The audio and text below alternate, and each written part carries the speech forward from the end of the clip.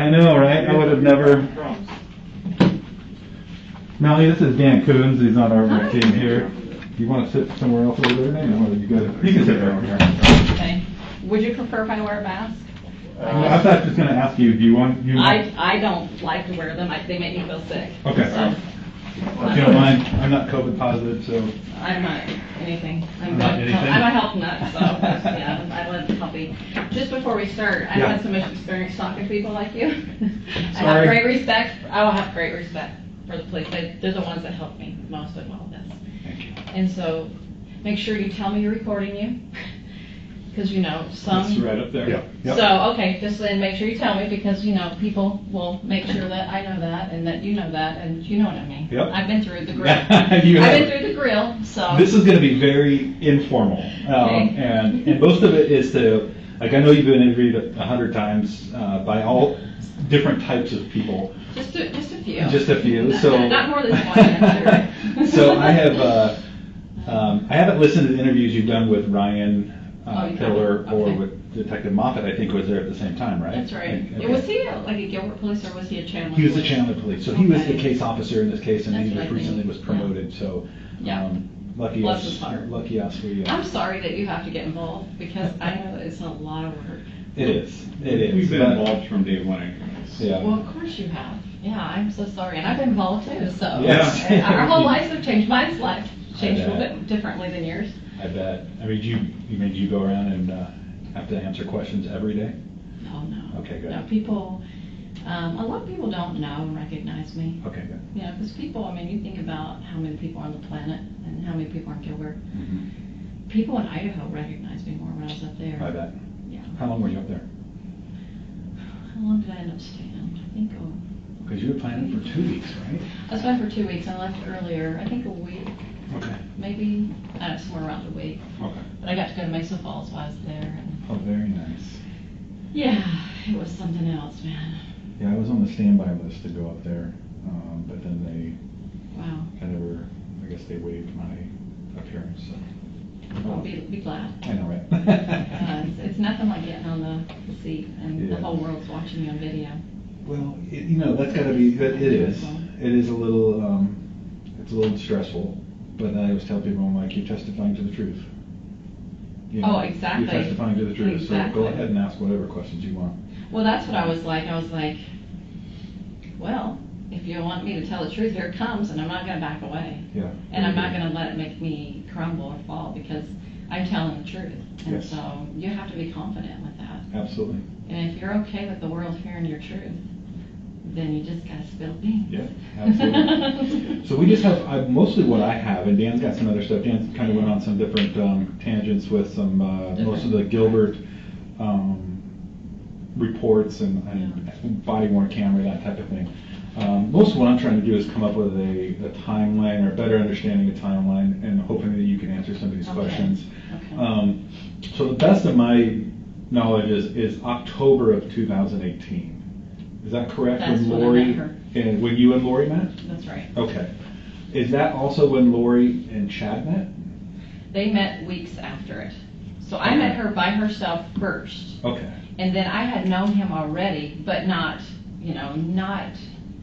super involved in knowing him, if that makes sense. Just kind of a casual knowledge of him. And anyway. Okay. So you met, do you remember the date or anything? Which, for what? When you met Lori? It was like on the third or fourth. I was teaching. Where did I first go? I was teaching at an event at a church in Mesa. Okay. And so I think it was the first week. It was like a Tuesday or Thursday. Mm-hmm. Mm-hmm. And I think I might have that on my phone. And you guys, my understanding is through my investigation is you met through Jason Mao. He's the one that met her first at at the temple, and then he told her Hey, you might like this girl. that it's the 4th. 4th of October? Yep. Perfect. Yep. Well, I talked to her on the phone right before then, so Okay. but physically we met. I keep forgetting that part, but we physically met. That's what I remember it the most, is when we physically met. And so he just said like-minded people. And then she called me and said, I said, well, I'm going to teach if you want to meet me. And anyway, we met at the church, and so. And where was that at? You remember? City? McKellips and Mason. Stately. I have it written down. That's how I remember now. I love it. Yeah, and I spoke to a stake there about preparedness, self-reliant stuff. Very good. Yeah. So October, so a couple weeks later, how did Lori meet Chad? So was that at another event? Yeah. So that was at. Let me see if this is the day. 19. Yeah, was it the 20th? I probably said to somebody, but I don't know. 26. Let's see if that's it. Yep. Okay. The weekend of the 26th. And the 26th of October. So is that what, 2 weeks later or 3 weeks later? Okay. 1, 2, 3 weeks later. 3 weeks later. So we go to the event and Preparing the People in St. George, Utah. And we go up, there's 6 of us in the car, 5 of us, I remember it was like us, 3 in the back, 2 in the front. Okay. And we drove up there as some friends, and they didn't know Lori that well, but anyway, they were friends of mine. Okay. And I didn't know all of them, there was one girl I didn't know very well, but anyway, we just thought we'd take a trip up there. And so as we got there, she quickly got introduced. I don't know if I introduced her or they walked up to each other, I can't even remember at this point. Okay. But I just know that she knew who he was because of his books. And that was a Preparing the People event? That was a Preparing the People event, yeah. Okay. Yeah, so they just started chatting and everything you heard is. Was the speech given to by Chad at that event? He was one of the speakers. Okay. Yeah. Mm-hmm. What other speakers were there? Jason was there, and Hector.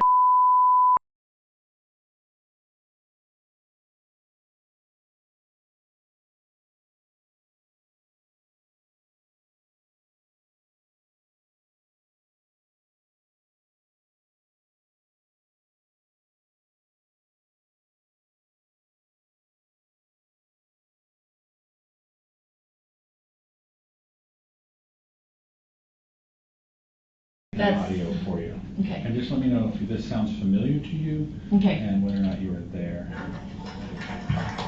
Well, they all sound the same. Yeah. So if hopefully it goes that weekend, I'd say yes. For that wonderful message. I had the heck of a show yesterday. Oh. To follow some of this podcast. Okay, so that's Chad. Amazing man. So that was in November because he talked about Thor, and Thor wasn't at the St. George. That was here in Mesa. That was Mesa in November? Yeah, because I was the only one Thor spoke at. Do you know what day that was? Yep. Thankfully, these things hold on to information. So that's October, November, was the 16th. So, yeah, okay, so it was the weekend of the 16th of November, 2018. And that was it in Mesa? Yep. Another Preparing the People? Yep, same company. Was that at one of the podcasts you were doing or at a different event? This was not a podcast, this was an event. Okay. Totally different, yeah.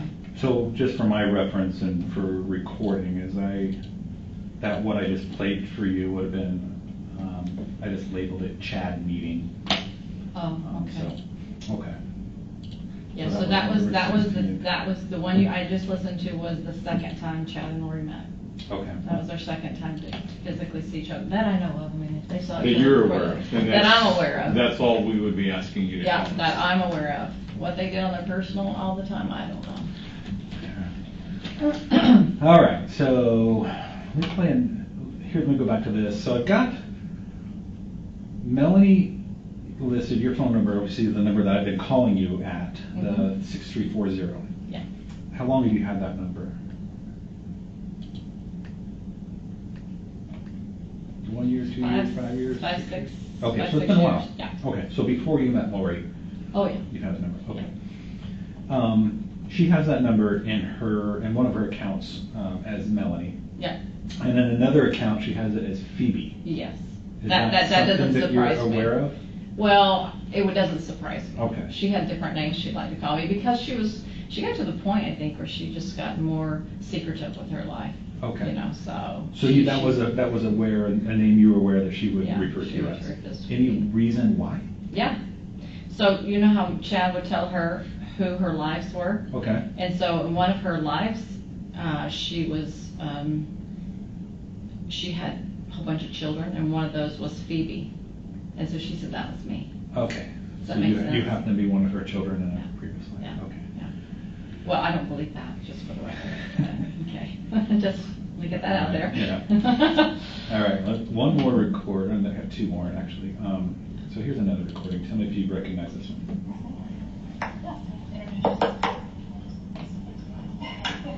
It's Lori. I feel like Oh, yeah. I love Melanie. So that was in my house, Okay. and there was friends there. So yeah, that's Lori's meeting. Do you know when this was? So it was shortly after I met her, and I usually have Friday classes. Okay. So I don't know exactly the date because I'd have to go research a lot of emails to figure out when I had that. But that was before she met Chad. I believe that, at least I believe that recording. So would it be safe to say if they met in October, so I can just, it would be October of 2018? I have recordings on my phone of that one, but she did a couple, so let me just check one. Okay. Okay, let's see. Lori, Melanie.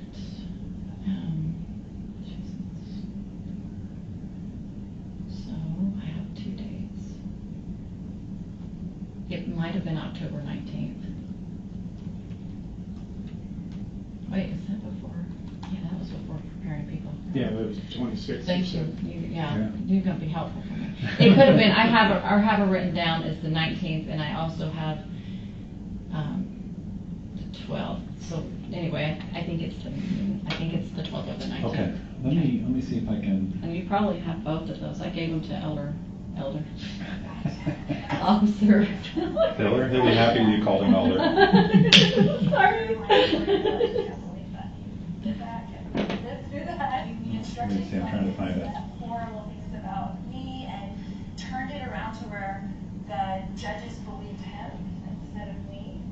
And he was constantly trying to get custody of my 3-year-old daughter. And So you guys got all that, which is great. rub it in my face. And I went through a lot of years of this kind of hard stuff. And I was going to murder him. I was going to kill him, like the scriptures say, like, if I killed him, just to stop the pain and to stop him coming after me and to stop him coming after my children.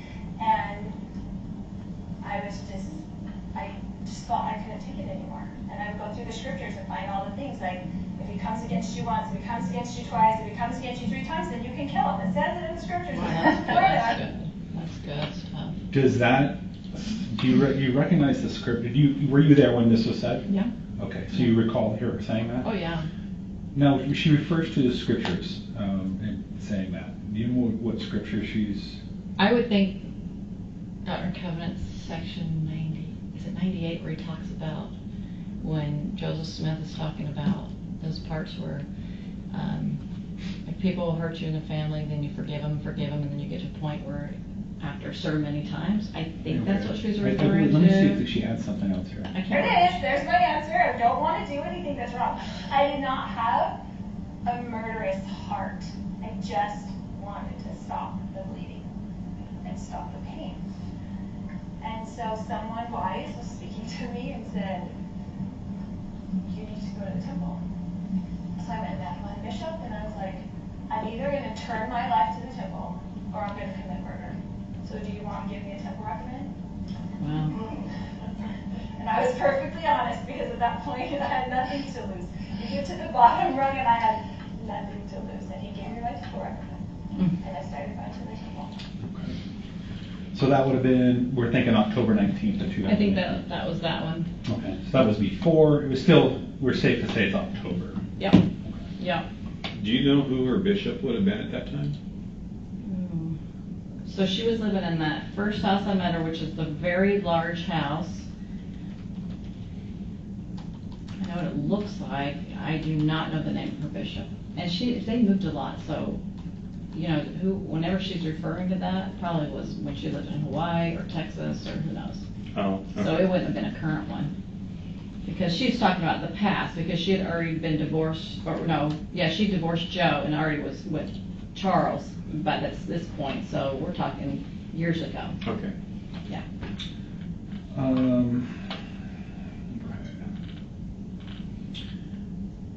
My next question to you, kind of help me out here. It looks like July 9th. Okay. So 2 days before Charles was killed. Do you remember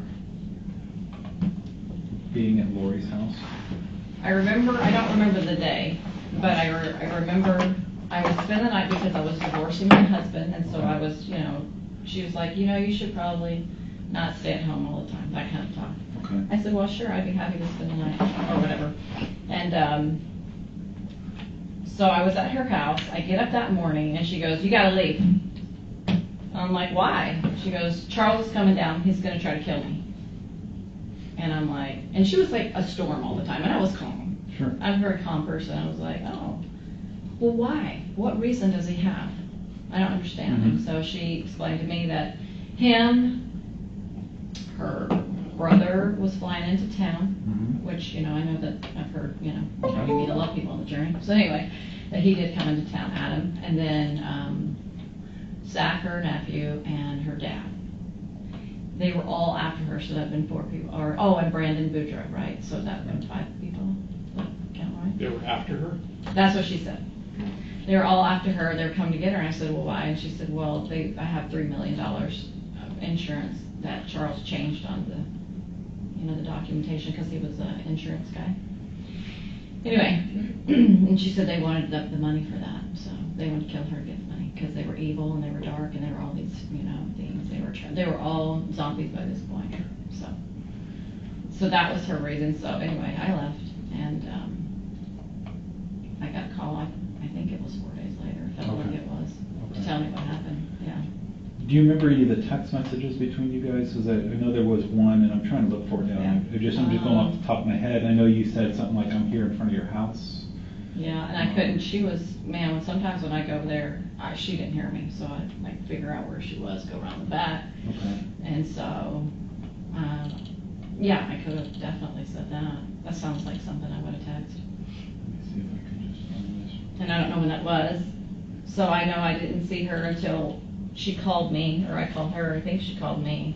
I can't recall, but anyway, I came after she told me, 4 or 5 something days later. I came to visit her at that house that he was shot in. Tell me about that. What happened then? So when I went over there, Mm-hmm. she first of all asked me about the news, if I had watched the news, and so I said no, I haven't watched the news. And so she told me, she said, well, he was coming, he was plotting, to kill me. And then she said, and I said, well, how did he die? And she says, well, he came into, so I got to remember details. It's been foggy, sorry. Yeah. So if I don't say as clear as I did last time, it's because I'm trying to forget all this. Yeah, right. It's hard for me to recall it all the time, honestly. But anyway, so she says, I remember her saying things like this. I'll just be all over the place, but these are the things I remember. I think they were buckling him in the car, something like that. And his phone was in the middle between the 2 car seats, she said. Okay. And I can't recall where he was at the time, but she said that she was out there with JJ in the car, and then she said she always referred to her certain spirit people that she talked to. So she said this one spirit person, I'm trying to remember how to pronounce it now, but anyway, it's out there. She said, and she told me to pick up the phone, to get the phone. So she said, she grabbed Charles's phone, went into the house, and he freaked out on her, was saying things like, you give me my phone back? And she said, and probably Alex said too, I don't know, between the 2 of them. But anyway, yeah, she said that he started, yelling at her, give me my phone back. Now he started getting enraged. I think it's what she told the police, the police department too. Tylee comes out with a bat and is saying, I don't know, they're fighting. She says that he's threatening her for her life, threatens to kill her, something like that. And they're fighting, then Alex and him get in a fight, and then he goes to his bedroom, felt a prompting, I think, if I remember correctly, to get his gun, and out of self-defense. I remember at one point, he said that Charles was on top of him, and it's like he had 1,000 demons in him. That's what he said. And then This is what Alex said? Yeah. Okay. And then, sorry, I'm going between what she said and he said, so I don't know if she said that. Anyway, sorry. And so, anyway, so Charles came, he tried to push Charles off him at one point, if I remember correctly, and said he was really strong, something like that. And then I think that's when he got the gun, I'm not sure.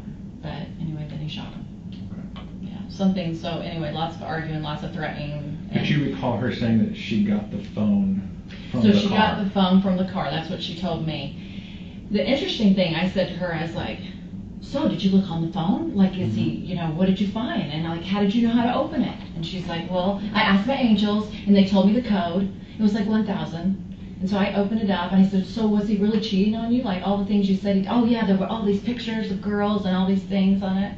So she was trying to verify her story about him cheating on her and then, you know, him being this bad person she tried to make him to be. So she was trying to build that case. Now, I look back now, that's what she was trying to do. I didn't know that at the time.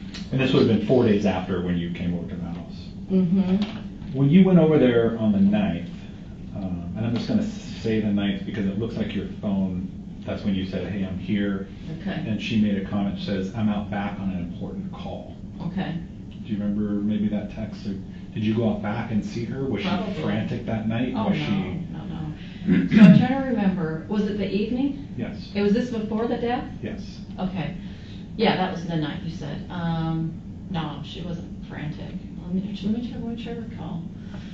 Oh, sorry, it's hard. It's hard. I It's know, hard I too. know. Sometimes it's just hard to, anyway.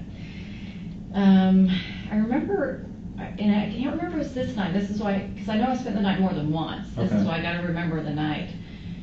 I hope maybe I'm remembering this correctly. I remember she's just like, just so dark. I'm just so upset. Satan's really attacking me. I just have, you know, she's talking about her like getting a headache or not feeling well to the point of really bad. And so she just talked about how bad she felt. And she was probably talking to Chad, as my guess. She was always talking to him on the phone. So Okay. I didn't always ask her because she was just, and she'd go off in her own little land, and I kind of separate myself at times from her, so I didn't always pay attention. I didn't pay attention to a lot of stuff because she was kind of a little bit drama, so she was like in a whirlwind, and I was kind of outside that whirlwind. Sure. Does that make sense? Sure. That's the best way I can describe me and her, because she's got the whirlwind, and I'm like, Yeah. I'm not a drama queen. I don't really get your energy, but okay, you know what I mean? So that's what I remember. Yeah. Let me back up to January. So obviously it looks like from what we can tell is in January, around January 30th, Yeah. was an argument between her and Charles. Okay, is that when it And then was? that's when she was going to leave. Okay, that was January 30th. January 30th. So it looks like on the 31st is when, that's when I think you might have went with her to Gilbert PD. Okay. Or January 30th. Okay. The 31st, they were Gilbert. You went Yeah. to Gilbert PD. Yeah. And that's when they told her about the mental health evaluation. That's right. And then she agreed to go. That's right. Go over there to Yeah. be seen on that. Yeah. From that point on, do you know where she went? Now, let me back up just a minute because Okay. this is important. Yeah. When she was in there, that police station that day, and she was talking to whoever that officer was, Okay. she was telling him the things that I'm sure she thought were important, which was, you know, he's cheating on me. This is a domestic, dispute. She said she knew how to handle the police, so she just knew that they would get involved at a certain point and wouldn't care about certain things, you know. Okay. Anyway, I was listening. I probably have that conversation later, but anyway, she's talking to them and she's telling them all about him, committing adultery or whatever, cheating on her in California, something about some women, I don't know. So I said to her, like, she's like, he says to her, well, do you have proof that he's cheating on you? And she said, yeah. And so he didn't ask her to provide the information. Yeah.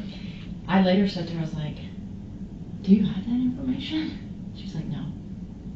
Okay. So I thought, okay. Yeah. Why do you think she was doing that? Which If you part? had to guess, like To the police? accusing him of she was trying to, to me, because of this idea she had that Charles was this Ned Snyder, right? Okay, yeah.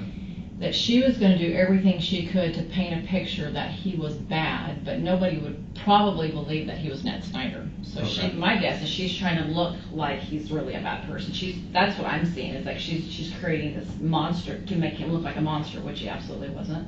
Okay. And so she's trying to make it legitimate, I think, looking back. You know, she's trying to make it legitimate, look like he was just a bad person. Okay. So that she would have a reason to leave him or whatever she was going to do, which, holy cow, who knows what she would get into. Right, But right. anyway,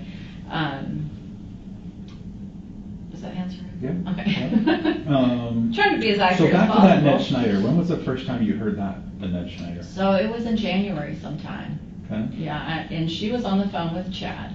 Okay. And I was in her house. And I remember even just like where she was when she told me, you remember the spots? I remember she was like in her back door coming in now. Okay. She went out and talked to him probably outside, and I wasn't listening to that. But then she came back in, and I knew she was talking to him. And so she was kind of going back and forth, and then she got off the phone and told me about him and told me what Chad said, which was he became this Ned Snyder person. That was in January before the 31st, because I know by then he already knew. Yeah. Right, which amazing that she told him that. It's crazy. Anyway. Any other names Yeah. that she referred to Charles by? Yeah. And what was So it? the first one was Ned, and then the second was Garrett. Okay. Garrett, something like that. Okay. I believe the third one was Eblos, which Eblos was different because Eblos was supposed to be a combination of evil spirits. So Okay. it was just like a dark spirits together. You know, that third host Sure. that never came, that was like that group. But that, we call it Hiplos or Hiplos. Yeah, because that's how it looks like it's Yeah. spelled. Eblos, that's how she would say it, Eblos. Hiplos? Yeah. Okay, but that is spelled Hiplos. Yes, yeah. But that was a specific name. You knew that to be a specific name in referring to Charles. Yes. Okay. Was that name ever used to refer to anybody else? Not that I'm aware of. Okay. And then so we have Ned, Garrett, and Eblos. Did she give context as to why those names for Charles? So, Chad would be the one that gave the context to her. She wasn't the one that would come up with stuff like this. So Ned Snyder, as I've probably said on the air, you probably heard it, is Chad had this, he said that it's some childhood friend that Charles had, and that he died, and then he came back as he didn't ever leave. He was an unclean spirit that got trapped on the earth, and he was now attached to him for years, and he'd been studying him, right, and his behaviors and stuff like that. That's what Chad came up with. And so then he pushed his spirit out of the body and took over. That's what he said. Push Charles' spirit. Yeah, so his spirit's now moved on. So if she totally believed it, I'm not sure, but I would guess at least most of her believed it. And so she believed that Charles was gone. He was already gone. So she was treating him like he was Ned Snyder. Okay. At least that's what I got an impression, you know. I don't know. I mean, my guess is how much did she believe it? Like I said on TV, if Chad's a Satan, he's a good one. So there was some doubt, right? There was some little doubt, which everybody doubted it. But anyway. So with that being said, we've talked about dark spirits, light spirits, translated beings. Translated beings. There's scores. There's. I don't know that word.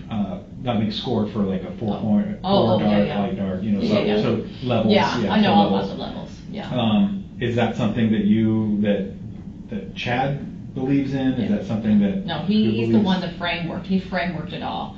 And so when he met her, he had this whole thing drawn out on paper, and she would just draw it to people. She'd make people like, oh, you gotta see, this is so cool. And she would draw the whole thing on paper. So she'd go, okay, this is the line. And she took great joy in sharing this. 4.1 means that you made a covenant before you came here. It's your third life. You finally made a covenant, light or dark. So you've been on the earth one time is your first time. No, pre-mortals, first time. Second time's, 2.0 would be your first time on earth. Okay. Then the next time would be, it's been a while since I've thought about this, 3.1? I can't, you gotta remember better than me. I don't remember. I tried to blank that out. Anyway, that would be the next time. People still hadn't decided if they were light or dark by that point, according to Chad's theories. So when you died again, because you come back now the third time, that third time, now you made a covenant. No, that was the 4.1. Sorry. Yeah, the third time would be 4.1, and that would mean that you made you either made a contract with Satan or Jesus. Okay. And then you were either that was a light contract or a dark contract. And that's when the numbers started 4.1, 4.2, 4.3, then 5, then did it up to 9 or whatever, or 8 or something like that. So would those be different than a trust scale? Like, have you ever heard a trust? Like, I could guess. Like a trust, like. That would be different. Okay. Yes, this is why police like to talk about figuring out what these recorded or these texts mean, because they're not going to tell you.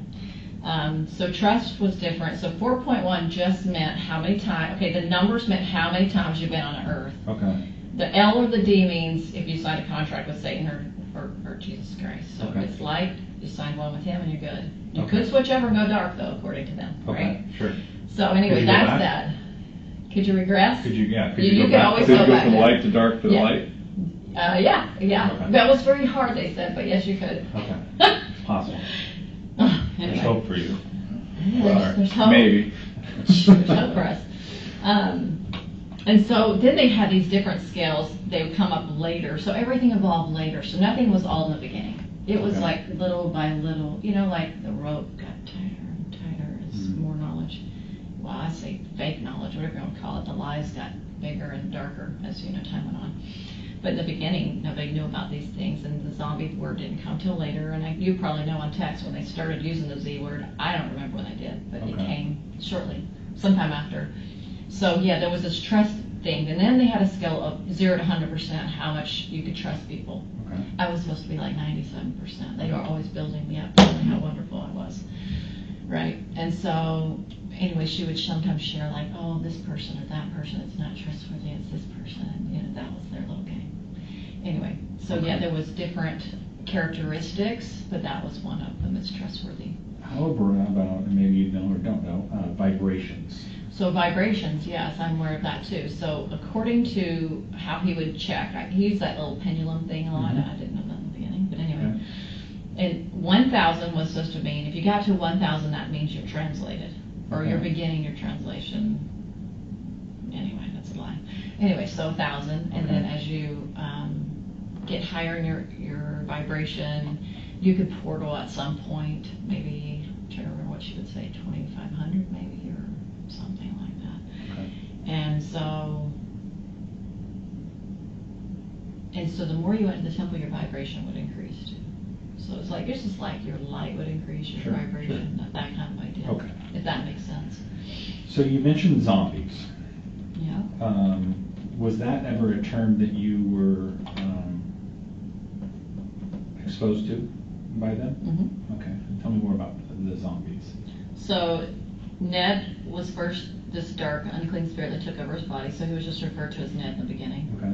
But then, I don't remember when, but at some point they're just called zombies. Okay. And so then they had these ideas about zombies. She said she had a dream once that an earthquake happened in Utah. And so people that fell on the earth, if they were able to get rid of all the zombies in the world, then those zombies wouldn't get into those dead bodies and come back, kind of idea. And so what she talked to her, what I saw her do, she would just do like a priesthood thing, where she had the priesthood power. She thought she had the patriarchal priesthood. Okay. Chad always told her she had all these powers. Anyway, and she would say, I remember one time she took a map and she's like, okay, here's the United States. We're going to do a prayer. Let's find out how many zombies are in Arizona. Okay, there's 20,000, whatever, 10. I don't even remember the numbers. It was so out there. And then she'd say a little prayer, whatever words she'd come up with that she thought were powerful. And then he would check, oh, somebody died. Look, you can go find out. Obituaries. Well, he'd say that later to David, but anyway.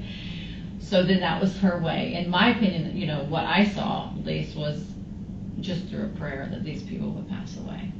And so Does that make sense? the people are actually living beings.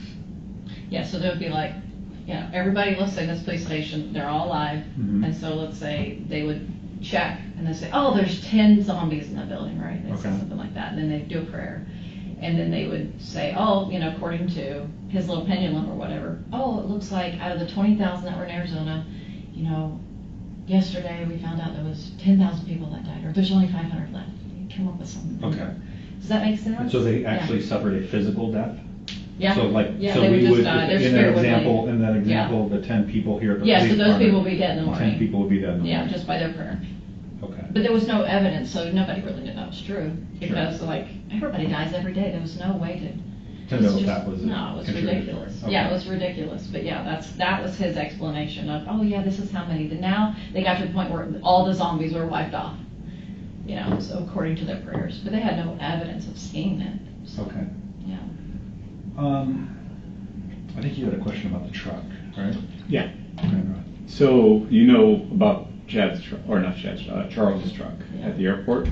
I heard that it was at the airport. Mhm. She told me that Alex drove it to the airport. This would have been in January when. Yeah, when he flew out of town. When he So flew out of He town. went out of town, Right. and then he went to the airport, dropped his truck off, like, yep, she said he always dropped it off. Yes. And then Alex came to get it, and then they put it somewhere. I think, okay, we'll go back to that, because you're talking about where different places she could go, yeah. So Alex recovered it, Yes.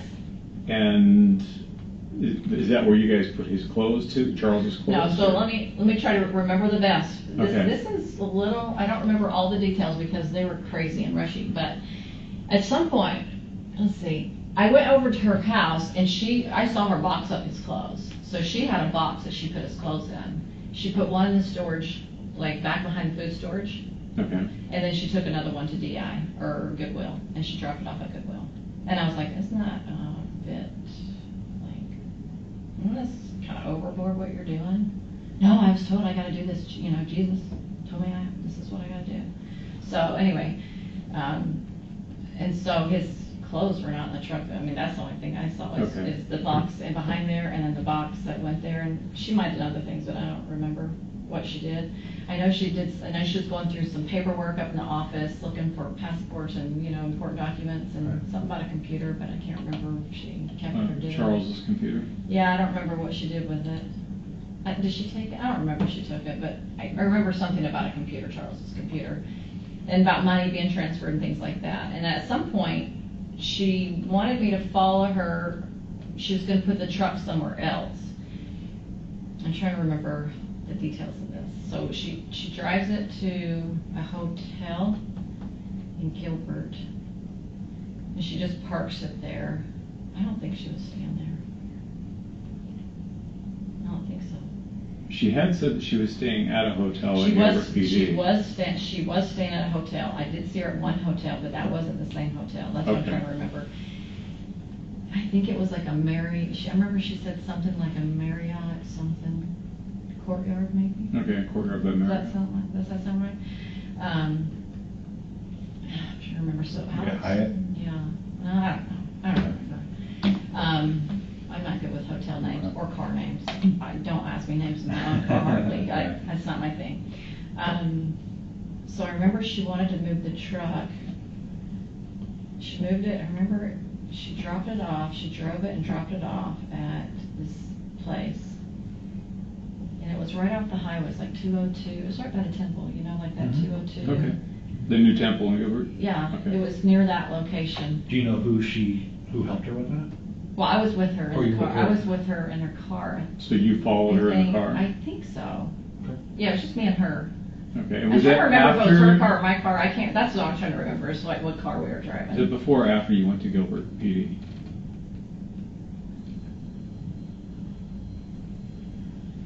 I think it was before. I think it was before, whenever, well, because, let me just, okay, it was before. This is how, I gotta remember events. So what happens, so anyway, she parks it there. I don't hear from her. She takes JJ to school, drops him off. Charles steals her purse. Mm-hmm. Anyway, I text her the next morning, something about how you doing, or where are you, what, something. I don't remember what I said. And he has her phone. Yes. And he said something like, hey, come to the house, bring the truck. I'm like, what? And then he said something like, the truck's over at your husband's office. And I'm thinking, this doesn't sound right. It's not. And I'm thinking, she lost her Fruit Loops or what? I'm not sure at this point. And it's something about getting the keys. I'm like, I don't have the keys. And then And then he doesn't know that, so he's trying to get me to help him find his truck, and I'm like, I don't know, so anyway, I end up going over there, and her car's not there, and I come in, and two guys are like doing the locks, because he busted the door down, and he goes, hi Melanie, I'm like, hi Charles, and I'm like, where's Lori? She's not here, is she? No, she's not here. I'm like, oh man. And so she's like, hey, come here, I gotta talk to you, and I was like, man, it was so uncomfortable. Oh my gosh. Now I look back, I'm like, oh, my heart breaks for Charles. He was so caring and I'm so worried about her. She's lost her. She thinks she's some translated being that was married to Moroni, and she thinks I'm this Ted, he called Ted Snyder guy, and I'm like, so he referred to it as Ted? Uh-huh. Yeah, okay. And so I'm like this. This is so uncomfortable. Yeah. I was just like, oh man, I don't know what to say. Oh man, it was bad. Did you tell him about the truck, or had you guys not removed it, or? I don't even know if we talked about the truck. Okay. He got his truck back, but I'm trying to remember now. You know It what? would have been after the Gilbert visit. is my Probably. guess. So this was neat. This was really interesting. So anyway, I gave him a hug goodbye, and I didn't say much. I was dumbfounded pretty much. Anyway, so I leave, and I'm driving down the street. I called Chad because I knew that she was connected to it. And I was like, do you know where Lori is? He's like, I don't know. He acted like he was clueless. Like, he thought that I didn't know anything because she wasn't supposed to tell me anything. Oh. Yeah. This was all supposed to be between her and him. But luckily she spilled it so I can share it in the future to everybody. Right. But she was not one that could keep a secret, I think. And anyway, so he was like, I don't know. And he was plain clueless. And anyway, so I get this random call, and I'm like, who the heck's this? So she got another phone, I guess, and I just guessed it could have been her. And she goes, oh yeah, Charles took my purse, he stole it, da-da-da.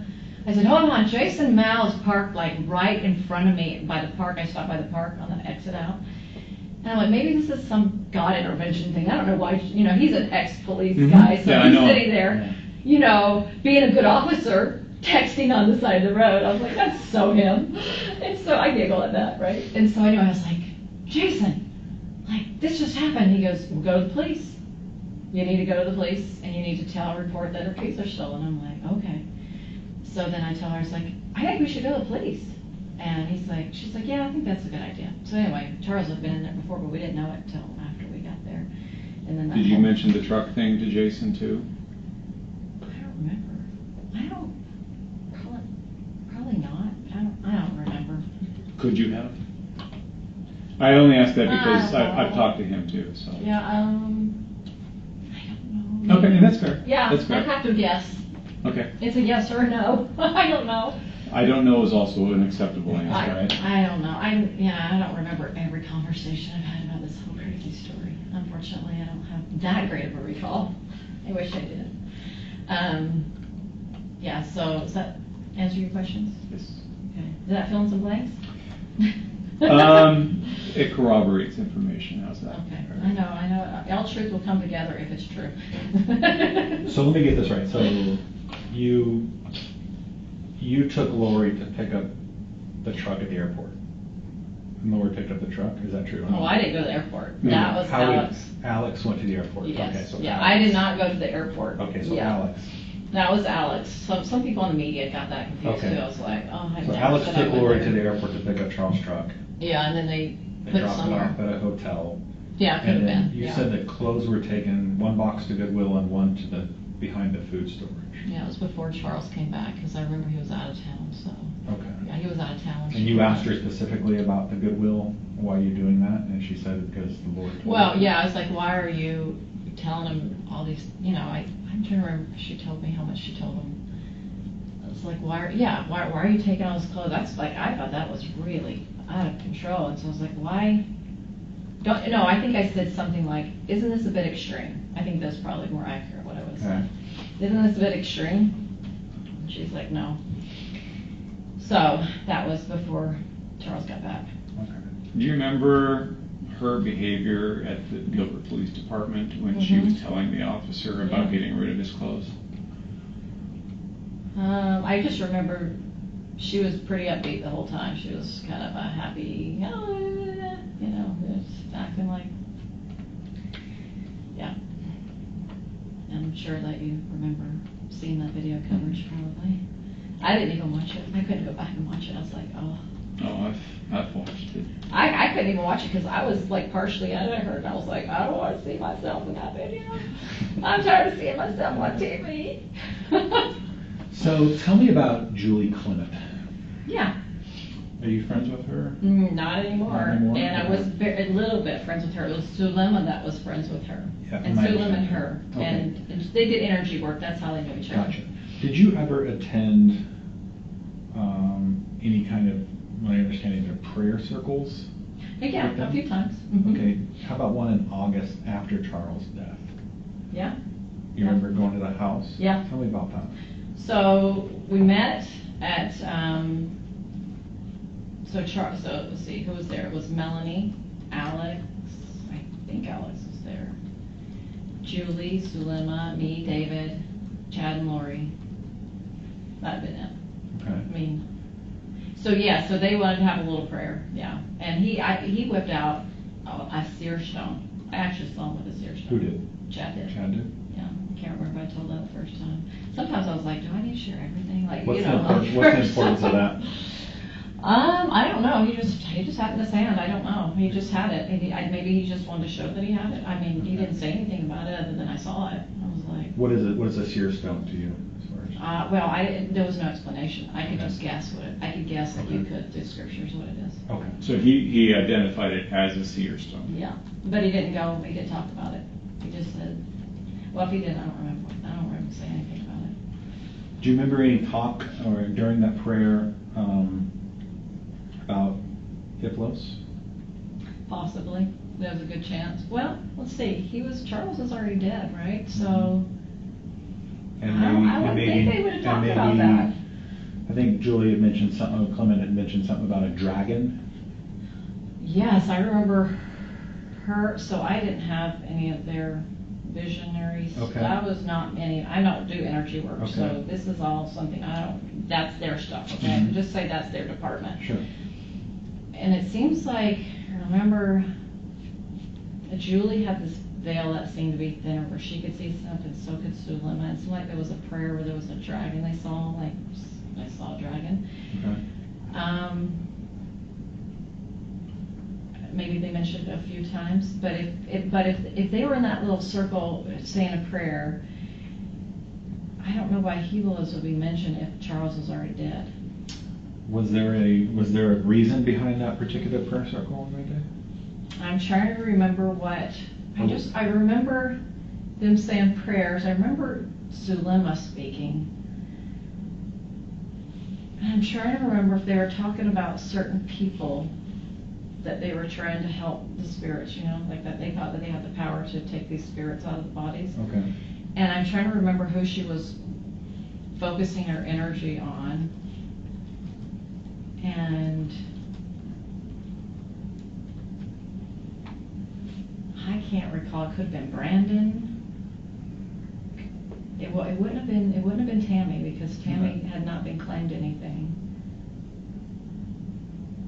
My guess is it could have been Brandon. Okay. But I'm not Yeah, 100% sure. I'm not 100% on that. Or maybe it wasn't even. Maybe she was talking about the earth. Hold on, I'm just trying to remember this. Because Sulema thought she had the power to control elements and Mhm. bring earthquakes about and those kind of things. So that might have been more of that kind of. It was so out there. I'm trying to remember. That prayer, David wouldn't even remember any of it because he was so checked out.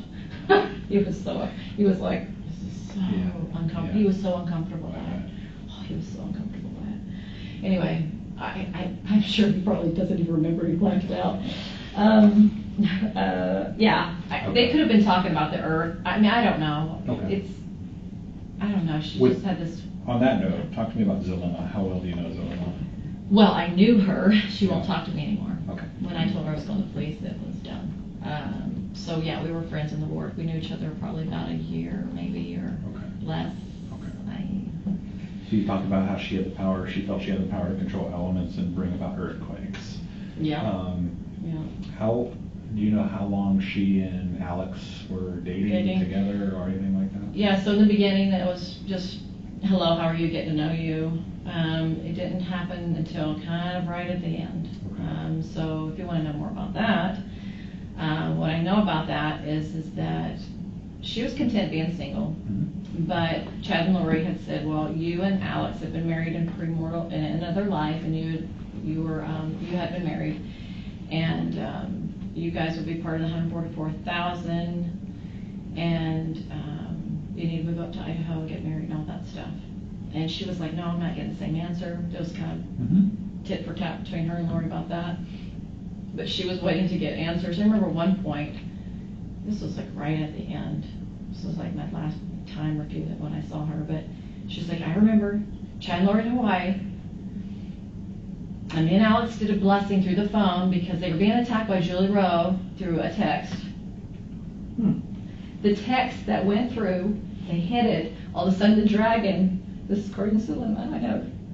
We try not to smile during these moments, but I know. Okay, anyway, this is why the interview was hard with Nate. Some people thought I was like a little too lighthearted because you look like Nate. You can't help but to go, this is freaking weird. Anyway, so she said, oh, me and Alex were in this prayer and we could see the dragon.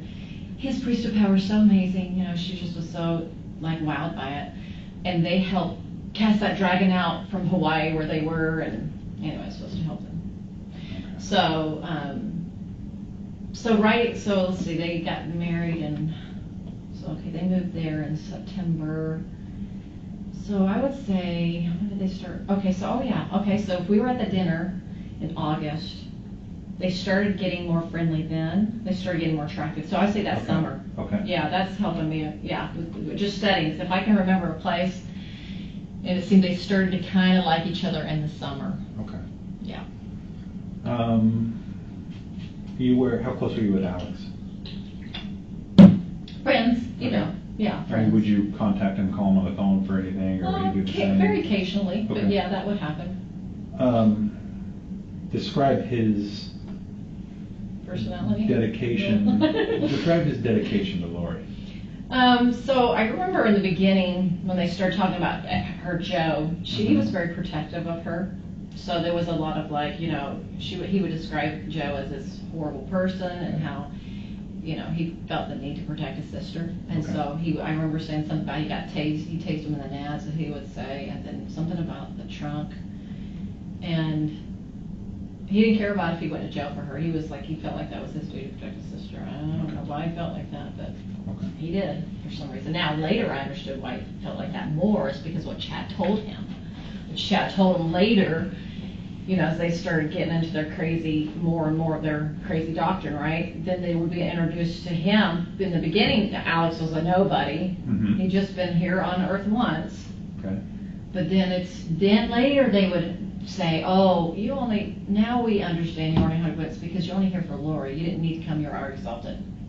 So you were that angel that stopped Laman and Lemuel from killing Nephi. You were that angel.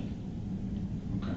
So he took it on as his identity, and so he felt like his job now was to kind of protect his sister and be that angel of whatever. So you think he was 100% buy-in through this? Well, I think so, because when he said he moved, he got a confirmation. Lord said, you pray about it, see if you should move to Idaho. And he said, 100%, I got this. Yes, I need to go. And then when I saw him, the last time I saw him, I said, this zombie thing, like I'm not 100% on that. And even Sulema said, yeah, I'm still getting confirmation on that. Okay. He goes, 100%. Melanie, 100%, I believe it. And I'm like, Okay.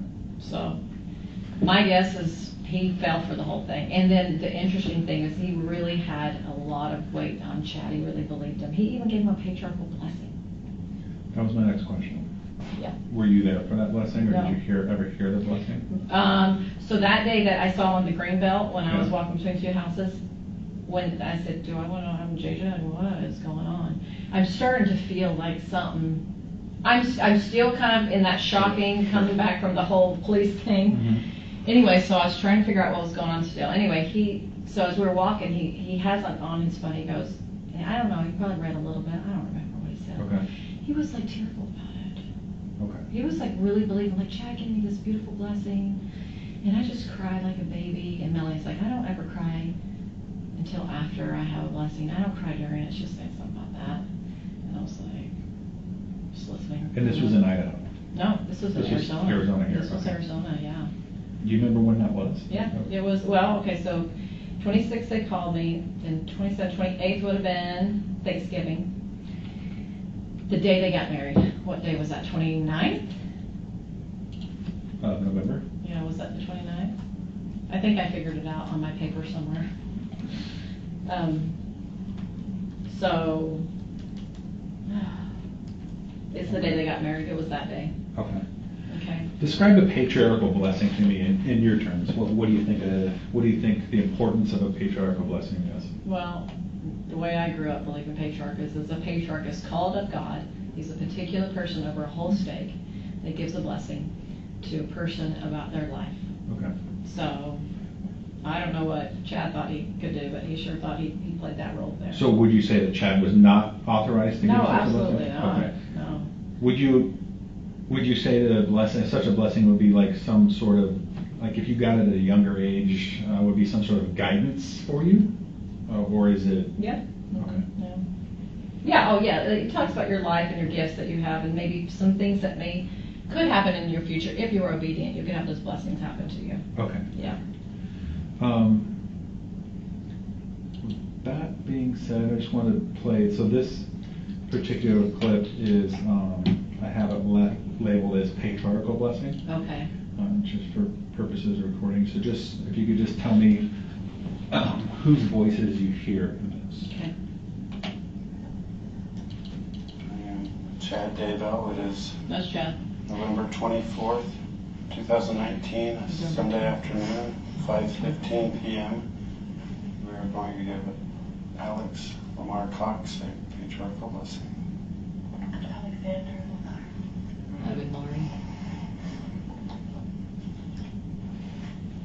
Alexander Lamar Cox. So the two people you heard voices were Lori and That would Chad? be Lori and Chad. Okay.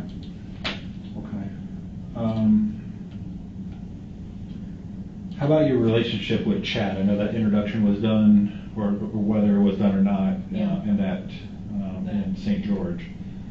Oh, with me or with them? With the two, I think you went to see Chad in St. George was the first time they met, right? That was the first time we met. I didn't go specifically to see Chad. Correct. Okay. But yeah, But you'd known Chad before then? I had known Chad before Okay. him. Describe your relationship with Chad. So when we first met, it was very brief. We just kind of introduced, like, hey, I'm Melanie. I live in Arizona. I've had some beautiful experiences with the Lord myself, and I probably mentioned I did classes. Probably I've become friends with Mike and Nancy. Okay. I don't even know if I even shared that much. Just a little bit. Okay. If you read that forward of my book, that part, he talks about that in that. Okay. I sent that picture to Rob. I don't know if you have a copy of that. Okay. But anyway, I have a copy of that, and he writes a little bit in detail, like his remembering me. So Okay. that would be more detailed there. Now, if you look at this hierarchy or circle or however you want to do it with trust and vibrations and scores and everybody else, who would you put at the core or the center of this group? Chad and Lori were definitely, they consider themselves the head of that group. Okay, and the group, was there a particular name for the group? No, this is where a lot of people are, it's like, is there a big following? Okay, so Yeah. I'll do my best to describe what I at least know. Okay. There's lots of other things I don't know, because Chad's so quiet about his life, I don't Okay. know a lot about it. In Chad's little circle with Lori, there was just the people that I mentioned around that table, except for there were 3 other girls, but they kind of got kicked out of the group, and I think you know who they are, Serena, Christina, and Nicole. They got booted out, like, right in the beginning, so. For any particular reason? Well, I remember Serena was calling Chad too much, according to Lori, and so now we decided, those two decided that she needed to be out, Okay. because now she's becoming dark. Okay. She didn't do anything. Thankfully for her, she's out. Okay. Christina and Nicole were the first ones that Lori started talking to her. That was where I met her. So they were the first girls that she would want to ordain as part of the 144,000. Those were those 2 girls. And they left the group. I think they started getting suspicious. I think Christina in particular gets suspicious of Lori, because she Okay. would call her out on some things at some point or question question some things like, well, Chad, he's married, kind of, she was a little bit more smarter of the group of us. Right. Anyway, and so she got suspicious, so then they started saying she was, all these things about her, she was getting darker, and then at some point, I remember, oh, this is bad, I remember this now, she was, what do they call it?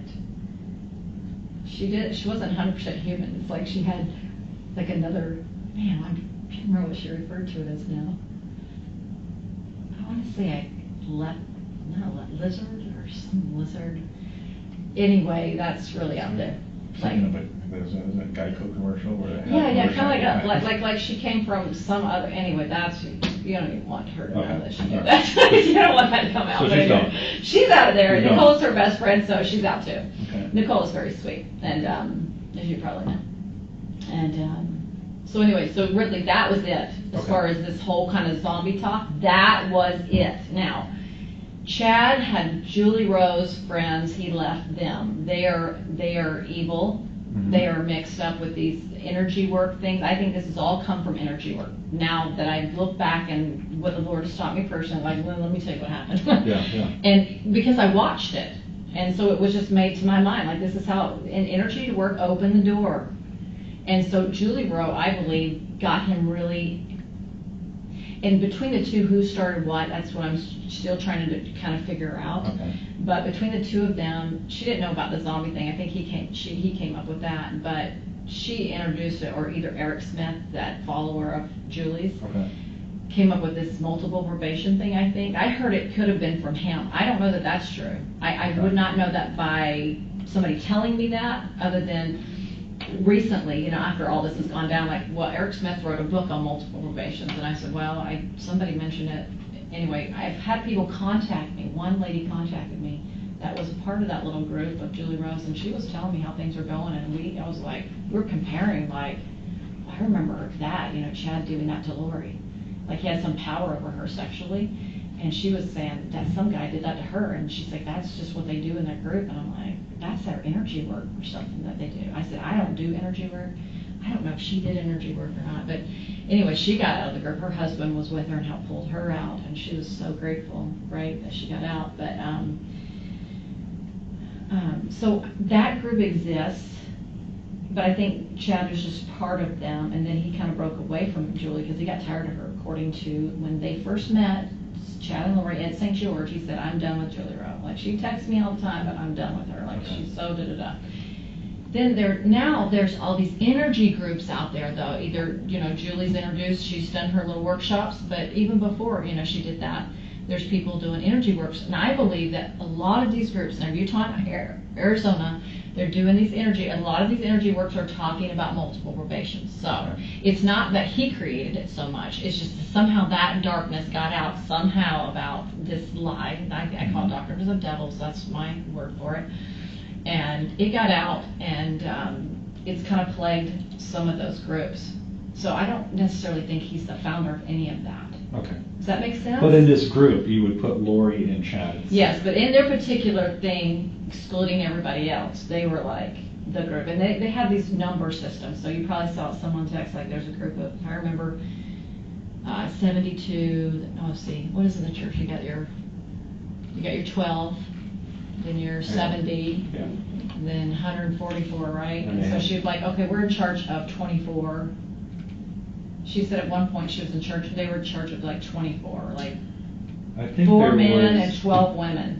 Does that sound familiar? I think what I had remember that? 24, found 20, yeah. something similar, which is the dark and light scale of all church Leadership. apostles. Yeah, no, that's different. But this was, so she said basically in the spirit world, they had planned this out, that they were in charge of that group. Okay. And so that, anyway, so she was in a small scale. I don't know what he had going on. Mm-hmm. But she wasn't such a social butterfly. She was not the kind of person that wanted a big crowd and know a lot of people. That wasn't her. Lori. Yeah. She was more like, I'm just going to be corrupt my own family, not. Yeah. Do you think she took instruction from Chad? Yeah. Mm-hmm. Would she do anything without his, I hate to say authorization, or at least insight? In the beginning, I remember her saying things like, I said to Chad, like, I had this experience with around in the temple, and I felt like he gave me the patriarchal priesthood, and he would confirm it. Yes, you did. Yes, you were married to Morona before. So he would confirm her little things, and then she goes, I felt like I was supposed to find these. Yes, you were, Lori. Does that make sense? Yeah. And then she said at one point, well, he's so good at giving revelation, I just go to him.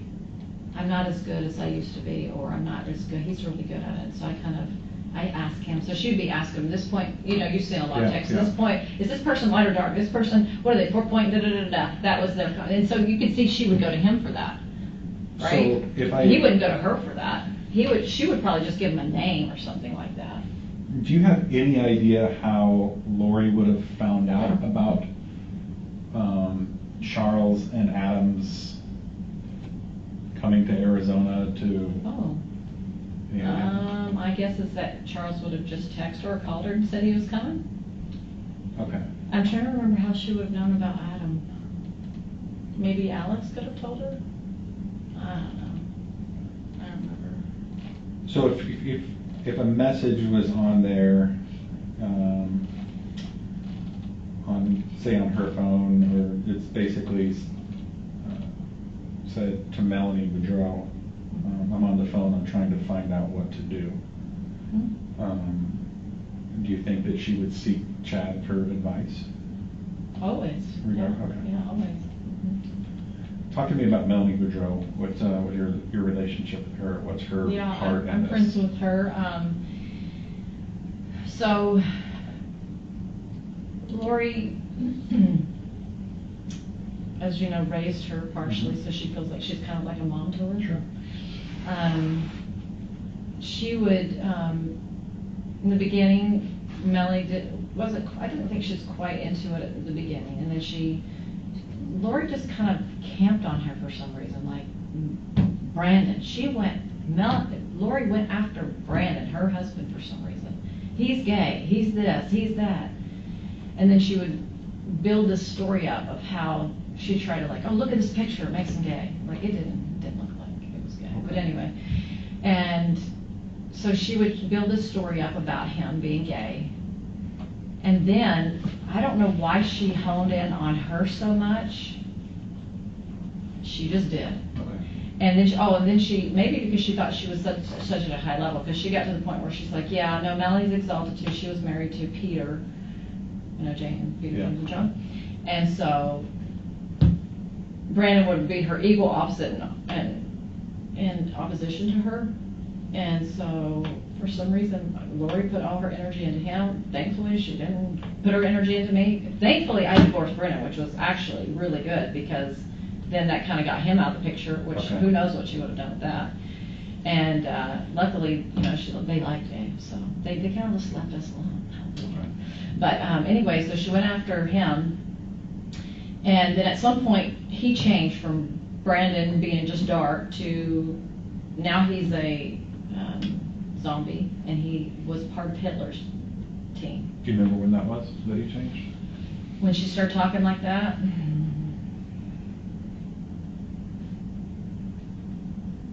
Near the end. I mean, it's always closer, it gets crazier at the end, right? It seems.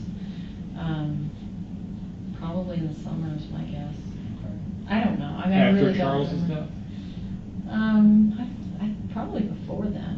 Okay. Or, I don't know for sure. Okay. It was always evolving. Oh, we'll see. Wait, hold on. So I remember she was moving at the same time Lori moved in the house that Charles was shot in. Because Melanie moved, she got a divorce, so this is how I got to remember it. So I got to remember, like, placing them in my mind places. Probably, she would have probably called him a zombie by that point. Yeah, I would say so. So there we go. Thought I silenced that. Yeah, so anyway, she just started saying that he was after her. I think this is what I got the impression from Lori, is that Melanie, Chad would say through Lori, your house is bugged by Brandon. He's got all these little speakers and microphones. And I was like, does he really? Like, because I was thinking, I really was just like, really? Are they really in there? And then, you're being followed by the, some private detective, which, you know, he did have a private detective at one point, right? But I don't know if he had one at that point. I don't know. But so she became paranoid. She became very paranoid, and they would call her every day, give her blessings on the phone, according to what Lori told me. And that anytime I talked to Lori, I didn't talk to her as much after I met David. It really started kind of weaning off me, and all the focus, it seems like now that I look back, all the energy was focused to Melanie, bless her heart. It was horrible what they did to her. And anyway, so she just got more and more paranoid, and he got more and more evil, according to them. And so then she was told by Lori, like, you got to move up here, that kind of thing. So, yeah. What else do you want to know? It almost seemed like she just preyed on her. She did prey on her. She put all her energy into her. Yeah, she really did. Okay. Yeah. Trying to very much convince her that her phone was everything was being bugged. You know, her phone, Sure. her car was being bugged, everything. She couldn't live a life. She had to get new phones all the time because they were getting taken over by the dark people. So would I be missing anybody if I put, as far as a group of people, Lori, Chad, Zulema, Melanie Boudreau, Alex, and I think maybe you were on the outskirts somewhere, kind of teetering, ready to run and ready, Yeah, you know. yeah. Anybody else that you can think of? Well, Julie Rowe? then, no, Oh, Julie Clement. Okay. But she was kind of right at the end. Okay. So she wasn't in the beginning at all. And then those three girls. Do you think Julie Clement had any idea regarding zombies, beings, or do you think maybe she was just She knew about naive and stuff like that? Well, she did know about it. But I think because of she believes her gifts in the energy world, she probably thought that she was just helping out. You know, she did not. I mean, if she met with them, Chad and Lori, it was probably a couple times, I might guess. Unless they did more behind my back. But, you know, like not around me. Absolutely. Maybe a few more times. Because I think she's indicated that she's only saw like Chad like twice. That's probably correct. And then she got introduced by Zulema. Yeah. And that they kind of, from what she's saying is she was almost felt like she was being used for her energy. Probably. That's probably true. That would be consistent. Okay. I'd say she was being used for her energy abilities. Yeah. Okay. That sounds like it would be right. And I don't know how many times she met with Lori, but it wasn't a whole bunch. So back to January. When Lori left Charles, and then Charles stayed in Texas with JJ. Well, eventually he moved there. With JJ. Yeah. Where did Lori go?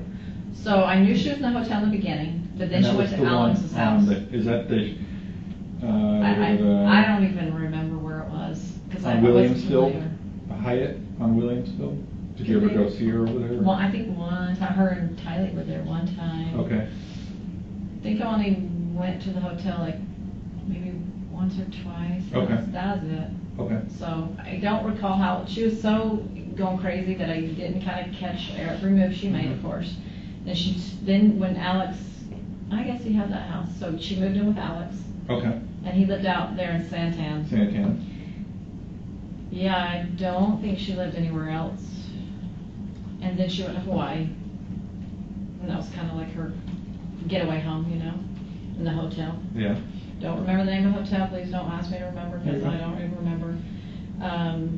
Especially because they're Hawaiian names and I'm not going to get it. Anyway, and then she came back and where did she go when she came back? Are you aware of her going to Idaho in March? Is that the time she was living in Texas? Because I went to see her in Texas, and I think that was March 19th to the 20th. Her and Chad.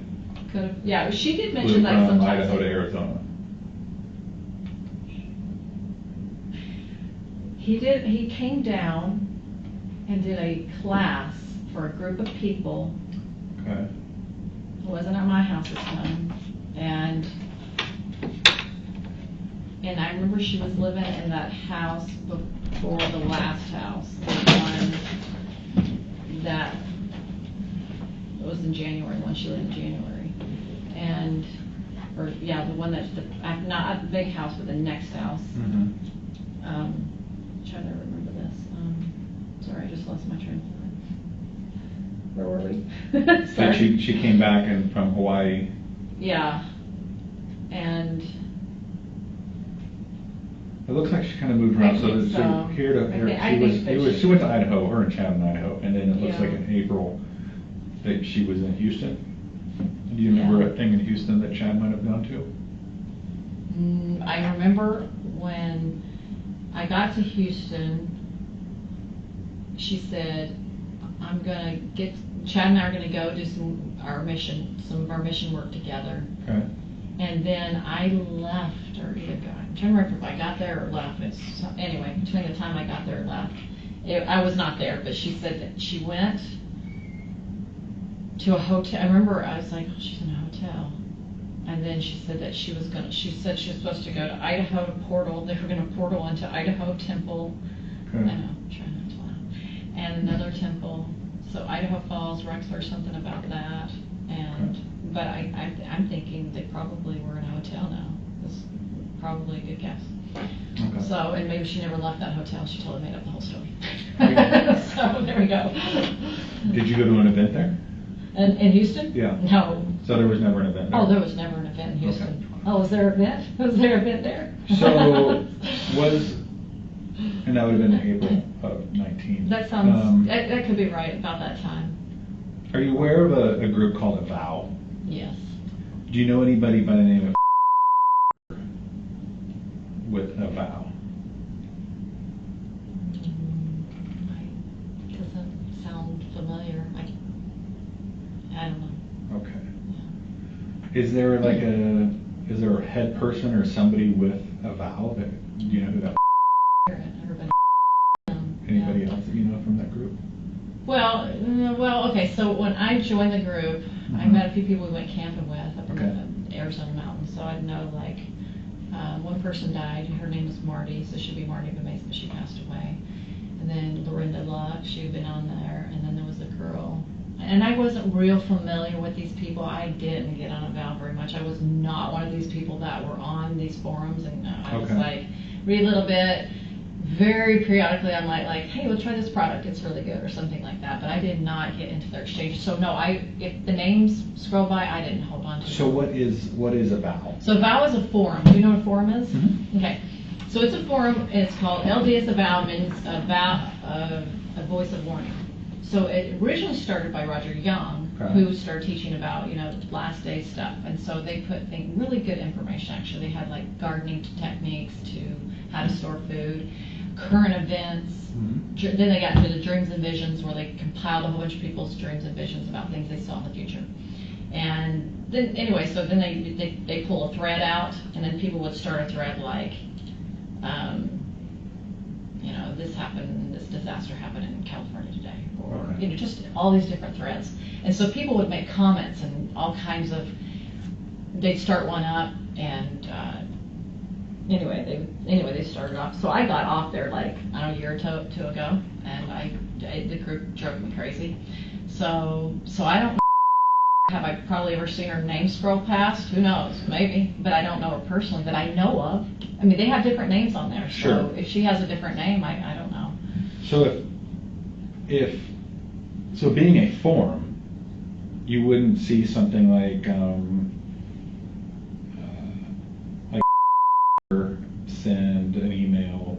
Do you think it's out of the ordinary anybody to send an email to Chad Daybell that would say, my name is so-and-so from A Vow? Yeah, that would be something that would happen. And we're doing a young men's, young women's thing at this location. It could be. Okay. It could be. Yeah, something like that could happen. Because you could send messages to people in there. Yeah. Gotcha. Yeah. I didn't know how it worked because it was complicated, so I wasn't good at that. So it was A Vow is most like a forum or like it's a threads, that type of thing. So it's not a company where there's somebody that's head and in charge of it. Well, yeah. Well, he took over. He bought it from, I don't know if that's the right word, but maybe bought it from Roger. He left it. And so he's the one that's kind of in charge of the whole thing. Okay. And he gets money. So he, it's like a fee to get on there. It's like $35 for a year or something like that. Do you have information for he would send emails to me, but I don't know him personally. Okay. I mean, the group would send. Okay. It was like, blanket, we wish you'd come back to the forum kind of thing. Gotcha. Which I Okay. deleted the other day. I was like, really? You're asking me of all people to come back to the forum? Do you even know that my name was sent? I was like, yeah, right. No, I don't know him personally, and I don't think I've ever talked to him personally. So, Okay. yeah. I would just say prideful group. I try to stay away from him. It was bad. Yeah. Think of anything else? I think that really helps with some of the narrow some of that timeline. Do you know who is? Yeah. I know him first because he was the publisher for Jason Mao. And then he became the bishop also of that ward that, I want to say, I get their names confused, Charles and Lori moved into the second house.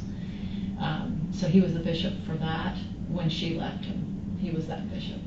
Okay. And he was also the publisher, so he helped me publish my little book. And I didn't know him. I met him at a few events when he went with Jason to help promote his books. I think I met him face to face just a few times, but nice man. Yeah. So, if I use the term, and I told you the term, and this is just your opinion, okay, and your knowledge of the church, Okay. that I'm going to be like Nephi, that I'm going to be like Nephi, or if it was a Nephi and Laban ending, what would that mean to you? So I think they had that discussion. Alex and Lori talked about something about a Laban and the Nephi thing. Okay.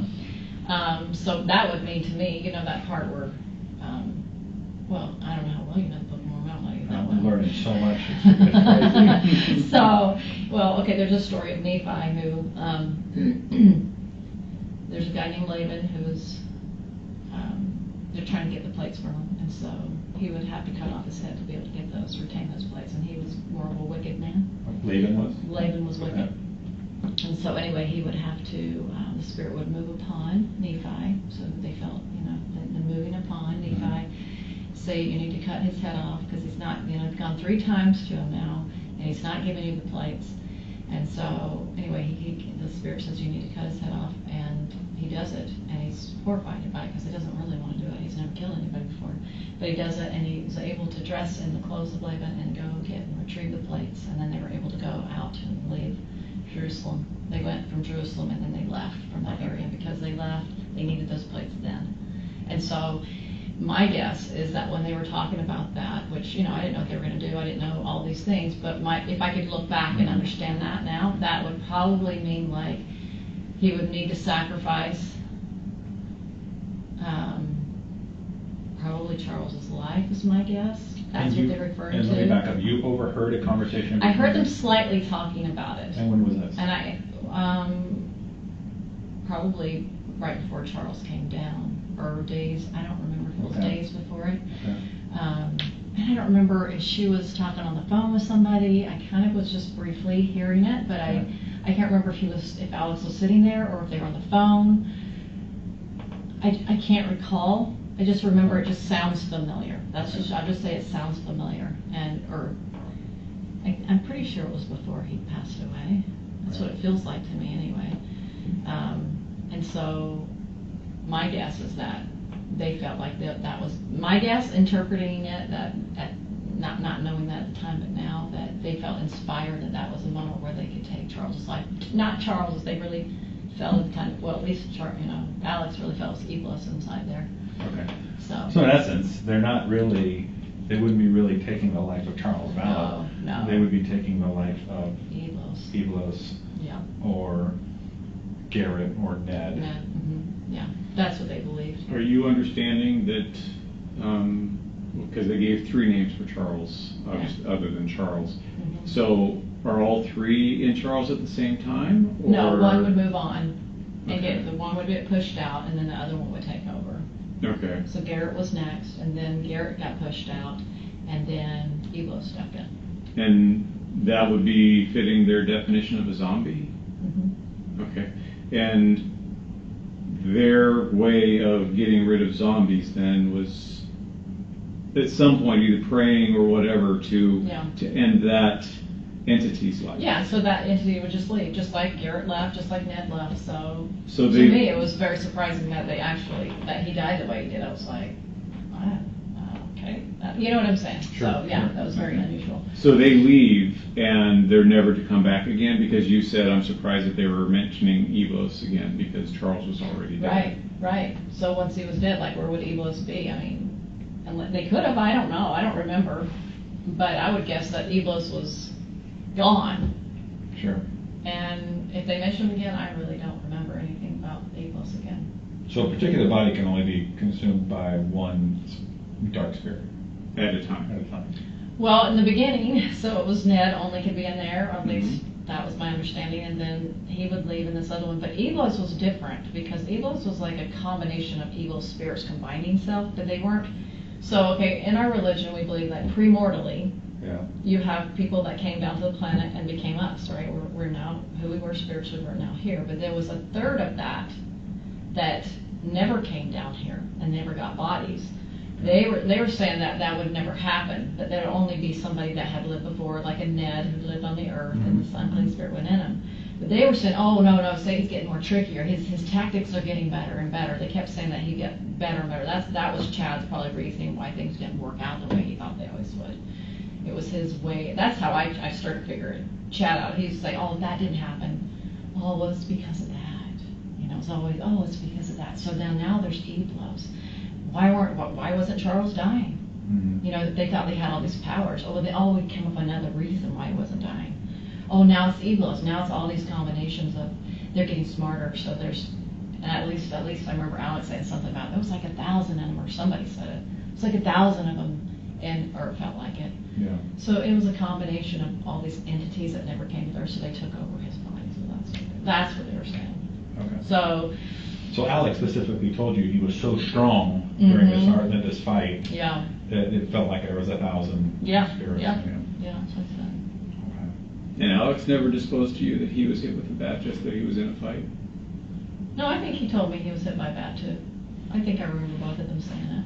Yeah. I mean, I don't remember it not, you know. It doesn't sound familiar.